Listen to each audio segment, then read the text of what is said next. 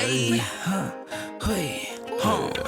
add it up till we got to the sum. Stayed in the rhythm, now we on the drum. Nova mentality, you see how we coming. Real talk on it, we keep it 100 dreams. Money can't buy it, that's all that we wanted. Wait, now we see what we needed. Putting that work till this mission completed. We feeling blessed, thought we was depleted. Real life winners, we can't be defeated. Stay by our side like we on the drum line.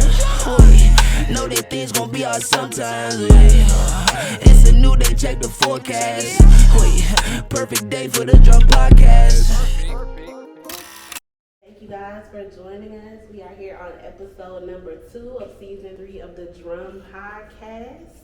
I am one of your hosts, Bree Hudson, and I'm the brand manager here at Novateur Agency. And I have Dre Murro with me. Dre, go ahead and introduce yourself. What's going on, y'all? I am Dre Murro.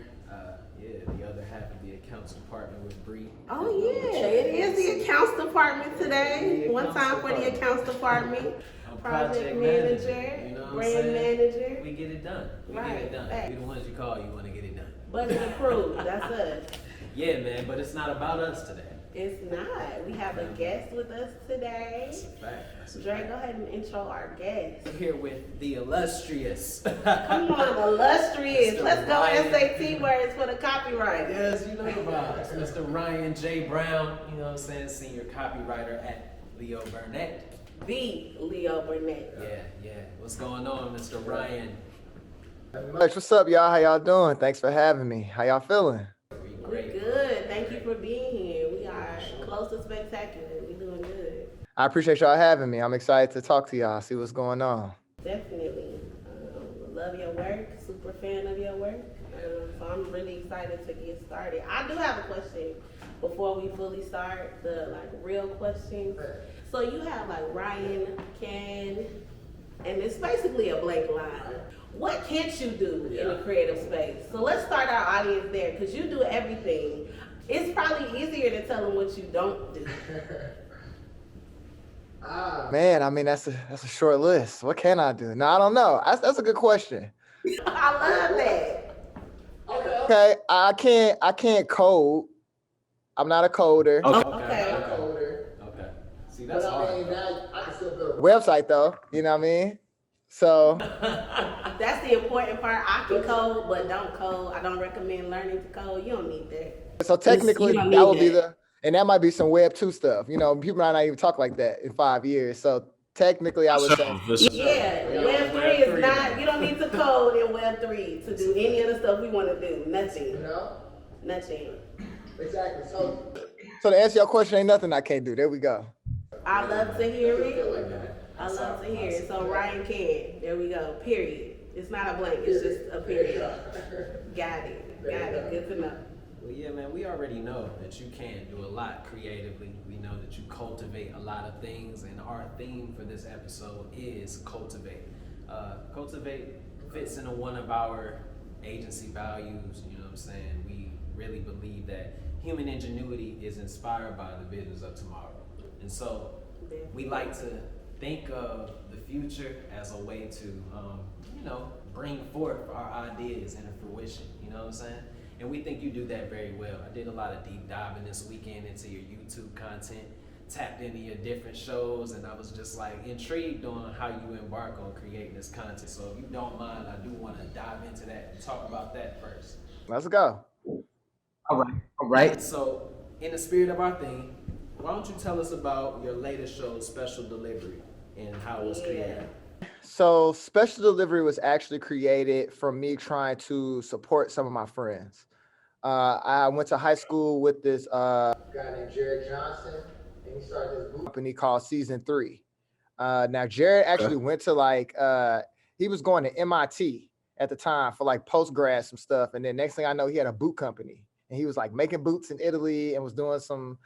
So I was like, this is my guy from high school. So I'm like, if I'm gonna go buy some Nike boots or some Timberlands, whatever, how I'm not gonna get some Season 3s for my man. So I got them, and on social media, you always see creators and small business owners if you want to support a business, or save or do this. So I was like, I got to be a little creative and make a video for them. So I literally just was today I got a special delivery in the mail. And I made the little video on the boot, and I was like, damn, I actually kind of like that. That was a little fun. And they got a good response from it, and I got a decent response from it. So I was like, yeah, let me just try to let me try to just show people the artists and the designers that I respect, the different styles that I'm into as well, and just create a new kind of conversation.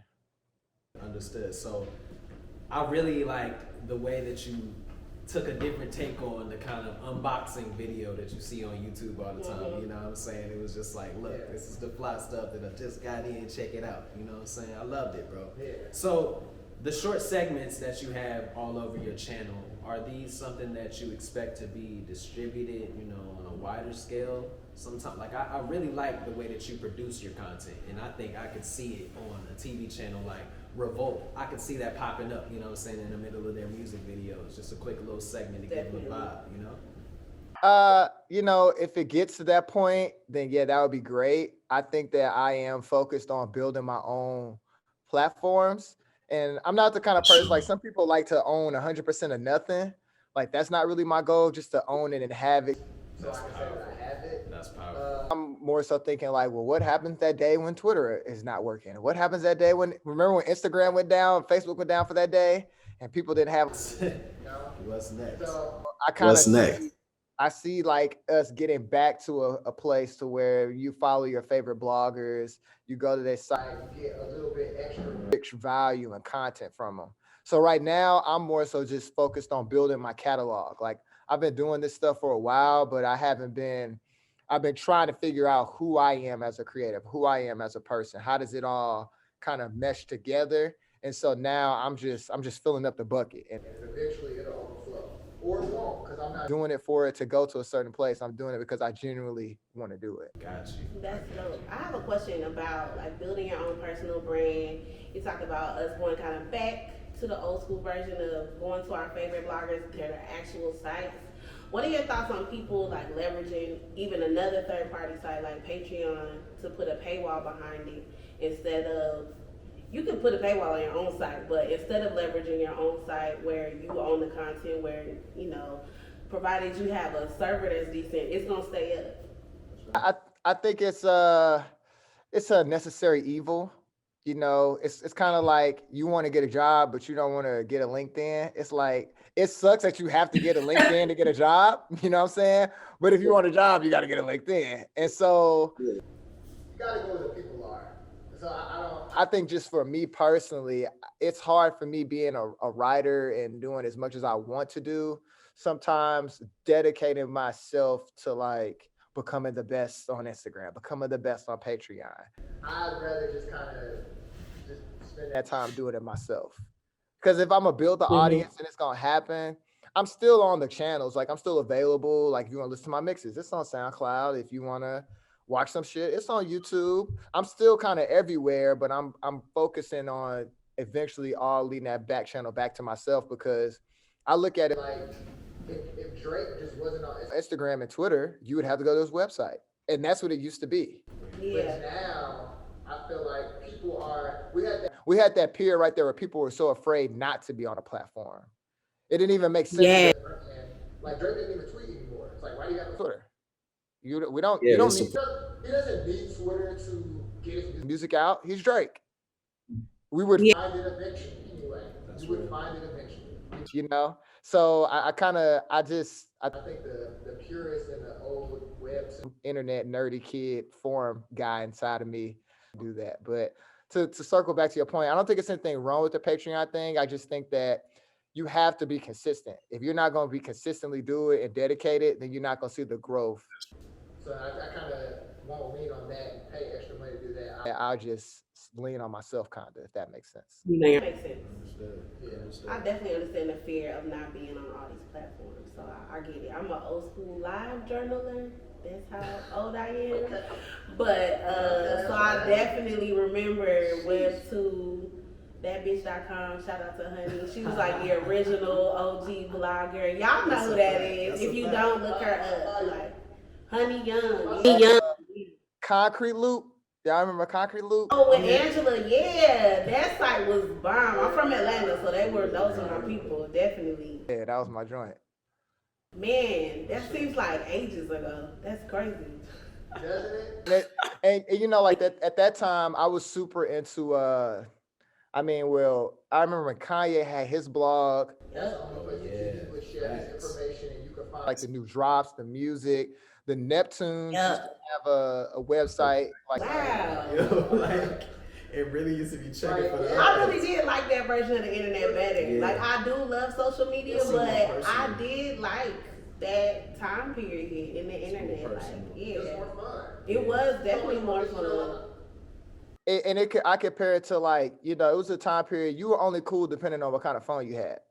Now everybody gets to have an iPhone. Yeah. I can't really, you know, it's hard to know. But at a certain point, I was like, oh, who got the song? So he knows. Oh, she got the Pink razor, Sidekick. sidekick.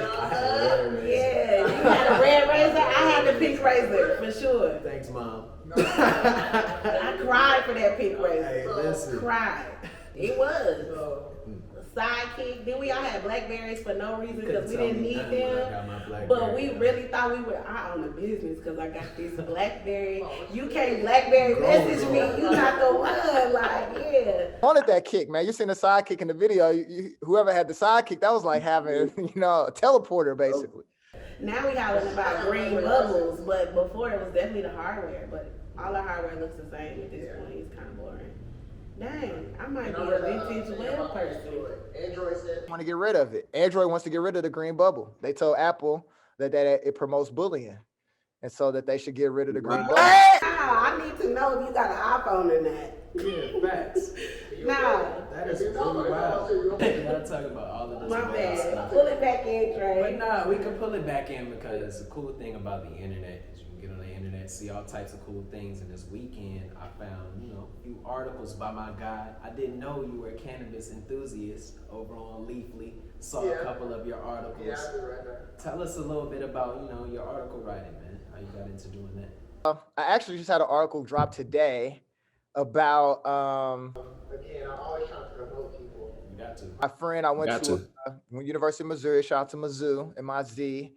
One of my friends, Janessa, she's one of the lead editors there, and she hit me up and was like, they needed a little, I'll say, a little color added to the bylines. We'll say that. And so I'm just a real opinionated person, and I like to share what I think. And I know there are other people out there who share crazy opinions like me. And around cannabis in particular, I really want to highlight the war on drugs that's going on. I want to highlight the disparities as far as the ownership in the field and, you know, how that creates and doesn't create the next generational wealth that we need in our community. And, you know, some of it too is fun, you know, like cannabis and the weed culture in itself is just kind of, it's a fun space and it's a growing space. It's a space that doesn't really have a leader right now. Like, it's the top cannabis brand. You can't really say, you know, and so I kind of look at it like a gold rush of right after Prohibition. I used to work at Anheuser-Busch, and I was like a tour guide there in St. Louis. My point being is, you learn about Prohibition, and you know, we didn't live through Prohibition, but like as soon as it was over, you have so many companies that after that period now are still around because of that. Yeah. And I think the same thing is going to happen with cannabis, and probably even more, because I would say probably more people use THC, CBD, and cannabis more than they use alcohol. As they should. You know, I think where I fit in. As they should. Yeah, I love just how well versed you are as a creative, man. So I do want to dive into your mind as a creative. How do you go about cultivating your ideas and really bringing them from your mind, you know, whether it's writing a script or you're, you know, plotting your theme for your one-on-one segment on YouTube? How do you go about, you know, figuring out those ideas, bro? I kind of like to give people what I think is missing. It's a business strategy that I really take to. It's called like the Blue Ocean business strategy. And basically a blue ocean is, you know, you go into a space that nobody's in really. And every year there is a new device or a new app or a new something that adds something to a thing that we're already doing. You know, it could be a craze. It could be like the air fryer the last 3 years. Like air fryers, conventional ovens been around, but somebody marketing it the correct way, and it built a whole new system and appliance for so many different companies, you know, to where now they got air fryer instructions on the back of food bags, you know. Air fryer recipes go crazy. Okay, just know that. You know what I mean? You know? I refuse to have one. It's like, You gotta have it. I refuse. I refuse for the same reason he's saying though. Like it's a convection of it. it's a convection of it, but that don't make it any less convenient or the food any better. So I don't know. I refuse. Nah, I feel you though, for sure. But I was just saying that to say that like I get my ideas from like what I intake, you know, like particular about what I listen to, real particular about what I read, what I watch, what I scroll, who I follow, all these different things, because I know that subconsciously I'm building up this information. I'm building up all this knowledge and this base. So I try, like I learned that I can't be a part of everything. Like I learned that early on. Like I'm really into music, and so I learned early like everything's not for me, and so I'm not trying to force everything on me. So the things that I'm really into, I know that I'm really into, and I really care about them, and I care about the community of it. Like I genuinely want to see people do well, and I want good things to be put into the communities that I'm into. And so just thinking about it from what I would like, that's kind of where I start my process. So I have two questions based on your answer just now. The first is, can you give me like top 5 in any of the categories that you just named? What you read, what you listen to, what you watch? Because that's a question I ask everybody, so you just parlay right into it. So let's get into your brain. And then the second one is about your values. Like it comes across very clearly in your brand and what you do, what you talk about, that you really do care about community, and you just said that. And so I want to talk about where that comes from. Like you are truly cultivating communities, and really, like you truly care about being a part of communities. I would love to hear where that started for you, like how you got to that. So, top 5. I'm gonna go my top 5 MCs. Okay, like these are my personal. Get stuck on an island. These are my 5 that I could live with. I mean, the best rapper of all time to me is Hov. So, Right, my guy. Let's go. I'm saying it's the rock. Come on, that's easy. So You know the vibes. I'm gonna start at Hov. You know, I'm a millennial, so it's hard. I'll be honest, it's hard for me not to have Drake in my top 5. I understand why you need Drake. He gotta be 5 though. That's fine, but he's in the top 5. It's disrespectful at this point not to have him in the top 5. Agreed. I gotta give Okay.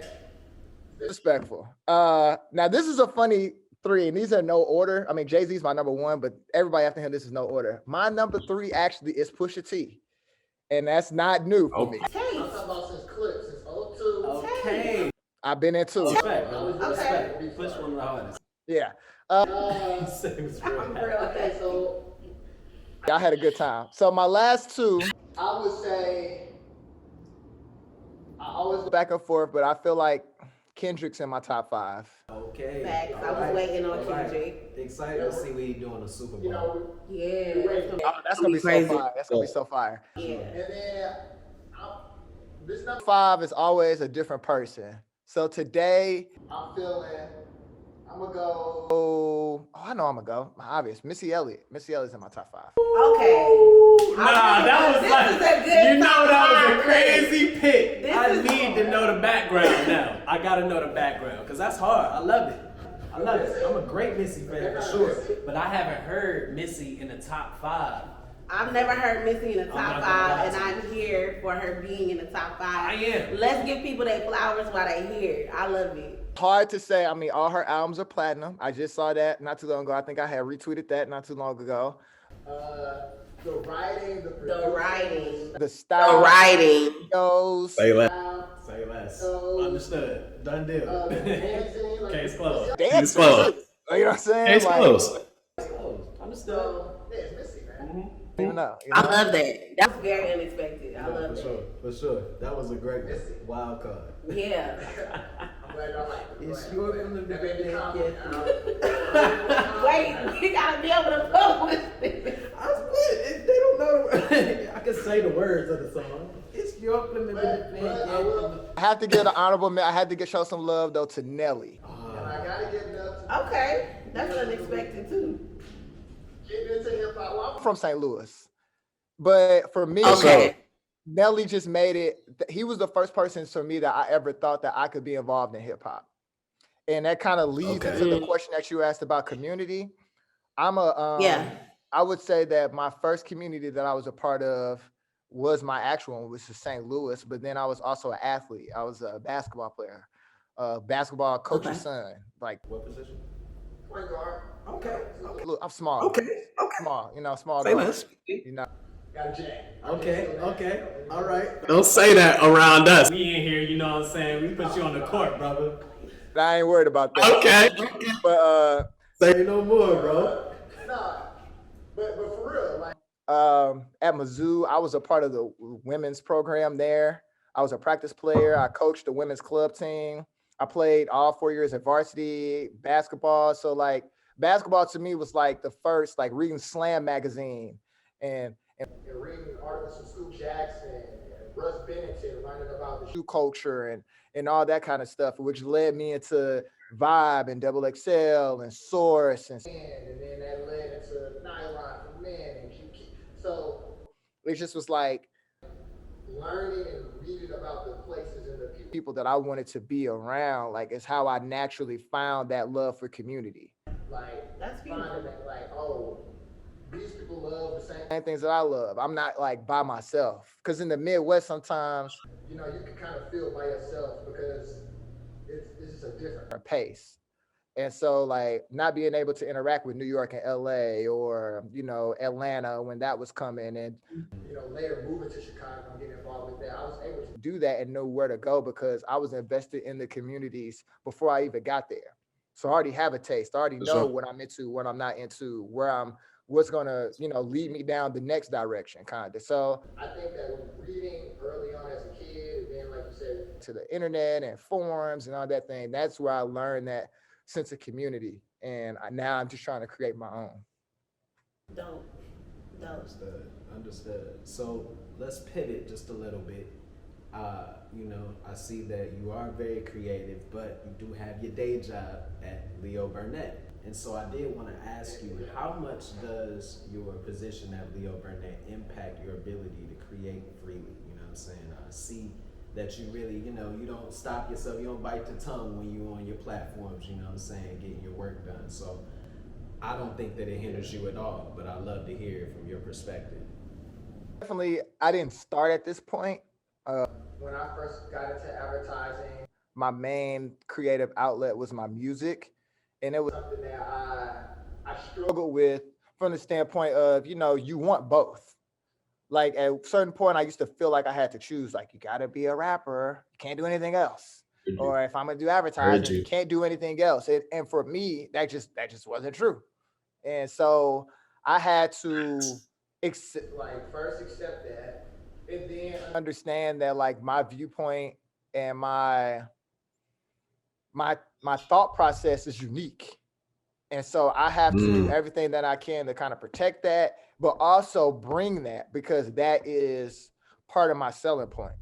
Like I'm not just a writer just for a writer's sake. Like I'm a writer because I can write you a song, I can write you an article, I can write you a tweet, I can write whatever you want to have written. But that comes from the work that I've been doing. I didn't learn that at school. I didn't learn any of that in the classrooms with the professor. I was out the street and I learned that stuff, a lot of that myself. So I'm at the point that I am now because I didn't give up and I didn't hide who I was. Like I'm not the person that was like, oh, I got to cut my hair to be more professional. It's like, if you don't want me because this is how my hair is, then I don't want to work with you. But like, if you don't want to work with me because of how I live my life, then I don't want to work with you because I'm not doing anything crazy. I'm not making no crime. Just wearing my hair. Right. That's good. I'm not reinventing the wheel. I'm not doing anything people haven't done before. So it like I said, it started like that. But as I just became more comfortable as a creative, became more comfortable in my profession as well, it's been much easier just to navigate and show up authentically. Understood. I did have one more question to add to that, on top of that, because you tell me that you're into music, you do the content on YouTube, you have the job at Leo Burnett. So what was your career route like getting to that senior copywriter position? Well, I knew I wanted to be a copywriter and advertising. I want to say like my junior year in high school. I'm like one of those rare people that knew what I wanted to do when I went to school. So you want to do homework forever? Pretty much. Nah, I wanted to do film, and as I was applying to film school when I was in college, it was like I was like, damn, I'm black and I'm from the hood and shit. So going to NYU or going to USC, it's kind of far-fetched for me right now. But one of the best journalism schools was right in my backyard in Columbia. So I had a teacher send me down there for like a writing camp, and I was like, ooh, news writing, this is really boring, but I learned about advertising and having a little film, a little creativity. Just kind of roll with it. I was like, this is kind of up my alley. I think I could do something with it. And as soon as I got an internship, within that first year, I actually got let go because we lost a client. But that's what helped me and pushed me to like move on, because they weren't trying to stifle me anyway. They were very much so supportive of me, and it was difficult for me because I was like I was the only black person in the agency. Oh wow! But I didn't feel like I didn't really feel like the only black person. I felt more like a junior writer. And I appreciated that. Like they didn't make me feel anything. Like I felt more like a junior writer than the black guy. And so most of that time was me trying to learn the profession. So when that time was over for me there, they were like, Ryan, you're like opening up concerts in New York, doing all this other shit. Like, bro, leave. Like, it's all like, leave, go do something else. And so that's what kicked me to Chicago. And when I got to Chicago, I actually learned the music business. And so spending that time not creating music for a while, learning the back end, running the studio, doing artist management, doing the things that I was doing for myself, for other people. And now also applying that professionalism. You know, when I got the opportunity for Leo Burnett, I just was ready. It was just my time. It's like, I'm not overwhelmed by this. I got other stuff that I'm doing on the outside. So it's like, y'all not fucking with me. Like, this not gonna ruin my life neither. It's like, y'all should fuck with me because what I'm bringing for real. So, oh, I love that energy. I love that. For real. Y'all should fuck with me because of the energy that I'm bringing. I love that. That's real. Everybody was supposed to be, and this was in 2018. This was before all the DNI. Everybody, this is what y'all want, right? This is what y'all promoting, right? So if that's what y'all really promoting, here you go. Prove it. It's your opportunity right here. And that's I'm still in that space because it's easy to try to sell our culture back to us. But it's like, how many people on your exec board? How many black families are you actually impacting? That's it. That's really where it's at. For real.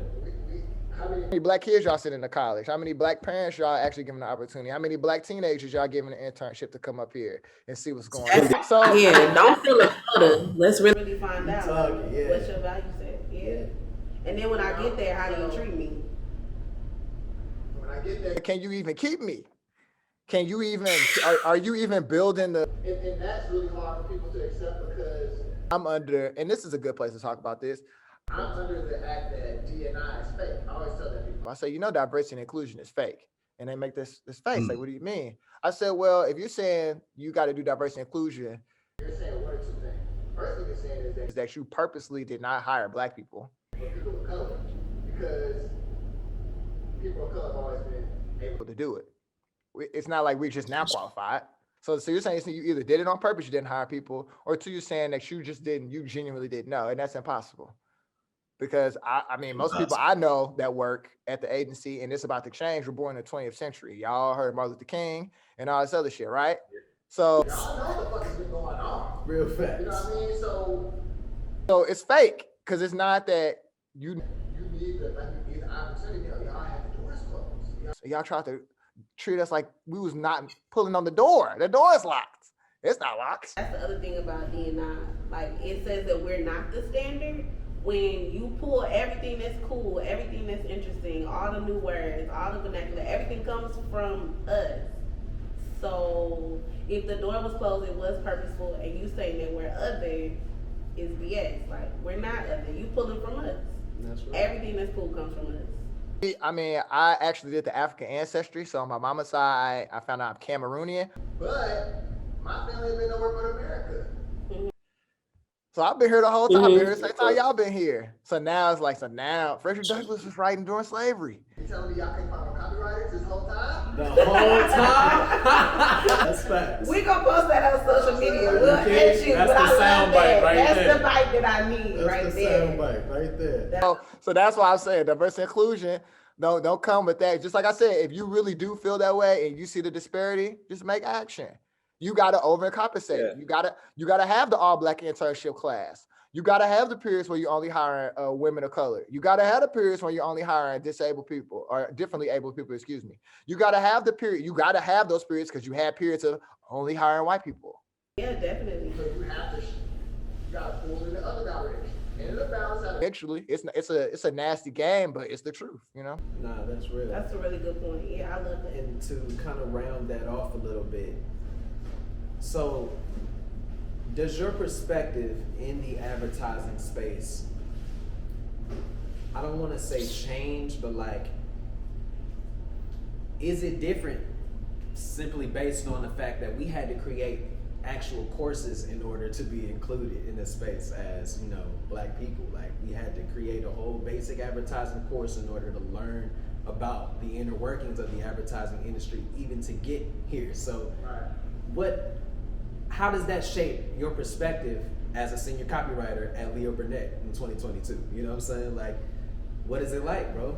Naturally, as a black person, I'm a little bit more cynical when it comes to just black relations in America. So I don't expect anything. I'll be honest. I have no expectations of America. And that way, I mean, and it still finds a way to let me down all the time. But as a, you know, it's kind of sad that I feel that way because I have done everything that I'm supposed to do and all this other stuff, but I still feel like I'm not owed anything because of the way that I've seen my people treated in the past and the way that we continue to be treated. So I do see people trying. Like, I'm not gonna sit here and act like it's not an effort, but in the same token, to change power, that means somebody has to lose power. Nobody wants to lose power. That's a fact. And we can't just overcompensate and like create more black agencies because I mean you can only have so many. It's only so many brands. It's only so many people buying and spending money. It's not infinite, you know? And like it's a finite number. So for me, like I said, it just made me realize how rare we are and how much more intention that I just have to make sure that I'm moving and that we are moving as a group. And so with writing copy for multiple different brands, with your position at Leo Burnett, I know you've written copy in the past for PayPal and you've written for Blavity, and you know, I'm just like, I did do a deep dive into your work. And so I want to know, how do you keep a fresh perspective, you know what I'm saying, when you're attacking all of these different campaigns and trying to, you know, work on these different things for these different brands? How do you keep a fresh perspective when working with each brand? This is a boring answer, but it's my job. Done deal. It's my job. It's my job. You know what I'm saying? Like I got the, like I think that kind of attitude comes from, like I said, the sports athletic background, to where it's just like, well, I'm gonna show up every day and just get my best effort. And just come get my best effort. This is the workout today. I'm not really kind of complaining about it. This is the work we gotta do today. Let's get it done. Because I feel fortunate. This is not rocket science. Like what we do is not rocket science. We all signed up to be here. You know, I kind of just had that attitude because I think if anything, the pandemic showed us that we don't have to do this shit. So that's how I got here. Bendy. You know, so for real, like that's kind of how I just show up every day with that attitude of doing it all. Like it's my job. This is what I get paid to do. So I'm gonna show up and do my job. Facts, bro. Bro will show up and do his job. For those of us who would like to show up and do our jobs as copywriters, all of us at Novateur are new to agency work in this particular way. So what would you tell my junior copywriter? What would you tell any of us who want to get into agency work or agency careers? Is there a book we need to read? Is there something we need to do, a habit we need to cultivate, or something that you would say, man, Ryan told you this, and this is how you're going to get there? I mean, there are a lot of copywriting books, you know, out there. I've read some of those myself. I would say just learn Accept that writing is an art. Mm-hmm. Don't like take writing for granted because it's like people will make you feel like, come on, right? Turn it out. And it's like, that's not how it works. So treat it like an art, but it is a profession. So one of the early things that my creative director told me is figure out when you're most creative. You know, figure out the times of the day that you think the best. When you want to write, figure out how to manage your time. Like, especially now, and this is the new with virtual and work from home, you're going to have to block off time in your schedule so that you can have time for yourself to write, you know, and always write more. You know, if we're doing headlines, bring me 2 pages worth of headlines. Let's kind of get down. Don't erase anything because you never know. Like, really treat it like it's rich because I mean, you can have a writing assignment of we got a new flashlight brand that we're working on. Name the flashlight. That's not the most exciting work in the world, but treat it like, you know, treat it like it's the thing. Treat it like that. Go through that. What's some of the things that you've always thought? Like, everybody is unique. Nobody has lived the exact same life. So it's that one weird thing that you think nobody cares about that gives you that perspective that I don't care how good I think I could write. I didn't experience that. I could never pull from that. You know, so finding out how you write, finding out your ways. Are you a jotter? Do you want to get the laptop? Do you need your, like, figure out your way to be productive and just continue to build that routine. Because it's going to change. It's going to change depending on the team you on. It's going to change depending on the brand you on. It's going to change depending on the agency that you at. So the better that you know how you work as an individual and as a writer and how you can continue to show up every day and bring some type of energy creatively, I think that's what I would tell a young writer. That, like, focus on that because you keep that enthusiasm, it's easy to be like let down because they're not picking my ideas, they're not this and that. When really it's not personal, it's usually the creative director just knows what the client needs. So you're still figuring it out because you're a young writer, and that's okay. It's just due next week. So keep doing that, but this is what we really need to do it like this. You know what I'm saying? Because hopefully if you're staying enthusiastic about it, you're gonna say, you know what, this person always is coming with good ideas, left field ideas. You know what? Now, this project wasn't good for you, but I've been needing some left field ideas for this project, and they call you in, and now this is your opportunity. But if you kind of mail it in and you start doubting yourself, which is easy, we all do it. We all feel like sometimes we don't deserve to be here, or we hacks, or it's not real. We all go through that, but just remind yourself, no, that's not true because you wouldn't be here if that wasn't true. If that was true, and just. And lean into older writers. If you have older writers around you, they're not necessarily always right, but they just know little things. So try to take little things from everybody that you can. Listen to everybody. They might say, hey, you use this word a lot or this or that. Take it, and it's not criticism. It's just making you better. That's real. Love that. Thank you. Nah, I love that as well. So I don't know, Bree, did you get a chance to check out Ryan's clothing brand? I saw it, but everything I liked was sold out, so I was kind of like in my feelings a little bit. Off. You was tight. Yeah, I was like, okay. Big Esco. Big Esco. That's your nickname, right, brother? Yeah. That's like my art. That's my creator name. Like, creative name. It's the dope. Creative alias. Yeah, Batman and Bruce Wayne. You know, you did. Okay. I got you. So Big Esco, I did want to ask you, like, what's your overall vision for your brand? Like, as an artist, just period, or just like the stuff that I make? I was specifically talking about the clothing, but I mean, you can touch on the whole your whole artistic vision as the well. whole candy. Yeah. No, I want to be Warner Brothers. I don't intend to, like, I mean, I have some like personal projects that I would like to direct and do some stuff on, but like, I want a green light. I want to help give whoever is the person that's really been sitting around looking at cameras their whole life and really want to make that movie. I want to be able to green light that for them, because something that I know, like, previous to like maybe like Netflix and the streaming wars, it was really hard for a Spike Lee to get a greenlit movie. It's really hard for, you know, Hollywood producers. They don't see the value in us. You know, it's still very, every year there is not a Black ensemble movie, whether it be drama, action, comedy, or horror, or historical. Every year is not one. Last year you might have had Harder They Fall, which was Ava to do certain things because the big Hollywood producers, they was a really big one. Very good. You know, it was great. You know what I'm saying? And so I think that's my overall goal, is kind of be at the top and open the door for people, open the window for people, like let everybody in the house. And as far as the products and things, to me, they are just ways to connect with people and to add just a little bit of culture, like literally, to what's going on. So like my King's Highway shirts, you know, I've had a lot of people buy those that aren't from St. Louis, but the people who understand the reference, it really hits them. My Million Man March shirt that I did, like you may not understand the reference, but the design and the symbolism of it, you kind of get it. And so I'm very much so early on as far as like building all that out, because I started to sell products because I needed to create an e-commerce channel. And I was like, what am I going to sell kind of consistently? Because I don't mind, like I said, doing the content, but it's like I need to sell something.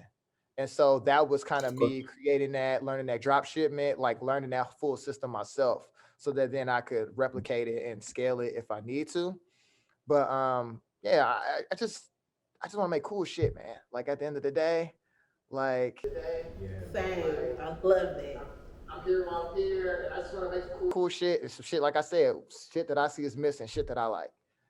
Good show. So if we had to sum you up, you write, you just want to make some cool shit and put some people on. Is that it? Is that happy? That's it, you know? That's dope. I love it. We need more Ryans, brother. Yeah, we definitely. need more Ryans. My son's name is Ryan, by the way, man. We need more Ryans in the world. Lil King, man. You know the vibes. Little Ryan's out Know there. the vibes. You know? You know the vibes. My guy. My guy. For sure. So what you got on the books, bro? What else do you have on board to cultivate for the rest of the year? What you working on? Well, I want to get to that, but I want to say something about what y'all doing too, with the whole, Let's do it, bro. the Let's Marcus do it. Graham Let's do project it. and all that stuff. Little old us. You want to talk about little old us? I want to talk about y'all because I want to say, so I met Lincoln one time at Mizzou. One time he came down there to do something. And that was when I was still, like I said, really young, trying to figure it out. And like Marcus Graham project, I had a friend, Logic, Julian did it. I had a couple other friends throughout the years who have done it. And it's something that's really like needed, super bad. And I was a person that was like looking on the outside, like, man, Marcus Graham project is cool. I wish I was a part of the Marcus Graham project. You know what I mean? So me being able to interview with you all is like a roundabout way of me being able to be involved. And so I really actually appreciate it, because seeing Lincoln do that stuff kind of made me be like, okay, well, let me keep going down this route. Because he's trying to make opportunities for people like me. And I was fortunate enough, I had the opportunity, like I said, just go to Mizzou and kind of be around people. I had professors that were in the industry.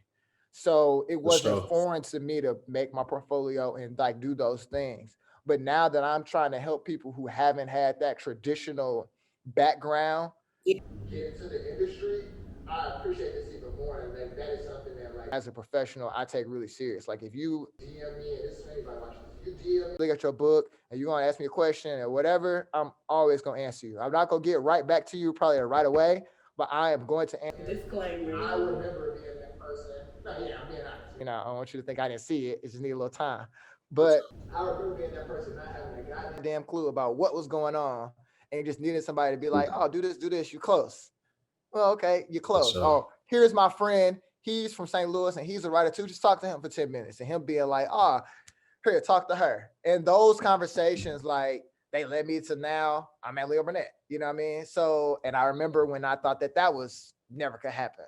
So I just want to, like, you know, give much love to y'all for like being involved in the whole program and the project and everything, because it really does mean a lot. And as far as to do workshops with us, Yeah, we would take any advice you have. We would love that. Conversation. We would love to have some more conversations about the industry, copywriting in general. Our copywriter, Hibak, is amazing. I'm sure she would love to get some time with you. So if you really need this, like art, strategy, Whatever. I'm dead ass. Whatever y'all trying to do. I don't pump fake, so I'm dead ass about that. Like for real. We're gonna hold you to that, brother. Right. Us at the Marcus Graham Project, Novateur Agency, we're gonna hold you to that. Absolutely. I love that. Thank you. But next year, I'm just focused on building on what I did this year. I want to have a few more events. Events is something that I lost in my portfolio because of COVID and everything.